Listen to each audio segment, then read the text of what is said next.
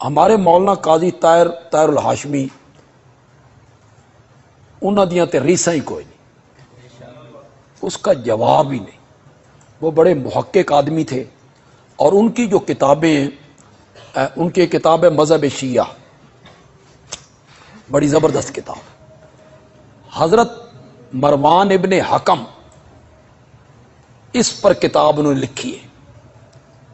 مروان کی صفائی پیش کرنا یہ دل گردے کا کام تھا، انہوں نے اس پر کتاب لکھی۔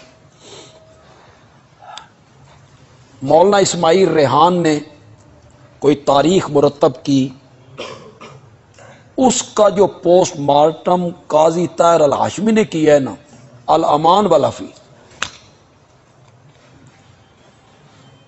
اگر مولانا اسماعیل ریحان میں تھوڑی سی بھی شرم ہونا تو انہیں اپنی کتاب سے رجوع کرنا چاہیے۔ ہم کسی ریحان، چشتی صاحب کا نام بھی ریحان ہے،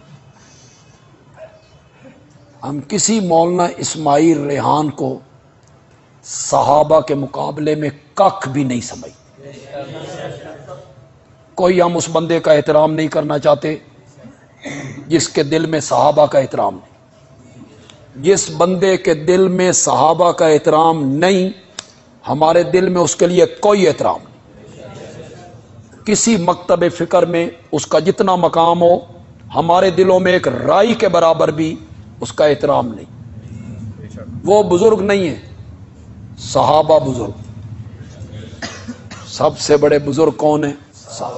قاضی طاہر الہاشمی رحمت اللہ علیہ نے زبردست کتاب، ان کی کتابیں حضرت معاویہ پر اعتراضات کا 100 اعتراض، حضرت معاویہ کی ذات پہ 100 اعتراض، اس کے انہوں نے جواب دی۔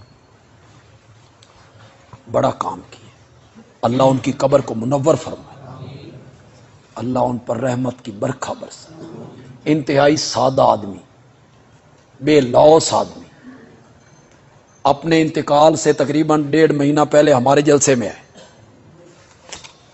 یہاں تقریر کی، اور انہوں نے جو مصائب برداشت کی نا معاویہ کے لیے، اللہ اکبر، کوہاٹ میں ان پر مقدمہ، کراچی میں مقدمہ، کبھی کوہاٹ، کبھی کراچی، کبھی پنڈی، کبھی لاہور، کبھی حویلیاں، عدالت میں بحثیں، کتابیں،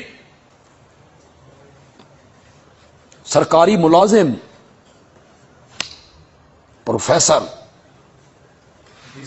ہاں 20ویں سکیل میں۔ تو یہاں انہوں نے ایک جملہ کہا، بس وہی کہہ سکتے تھے، فرمانے لگے معاویہ کے دفاع میں دکھ تو بڑے آئے لیکن مزہ بھی بڑا ہے، لطف بھی بڑا آیا کہ ہم نے حضرت معاویہ کا دفاع کی۔ تو ان کی کتابیں اگر آپ کو، ان کی تو جو کتاب بھی آپ کو ملے نا وہ ضرور لیں۔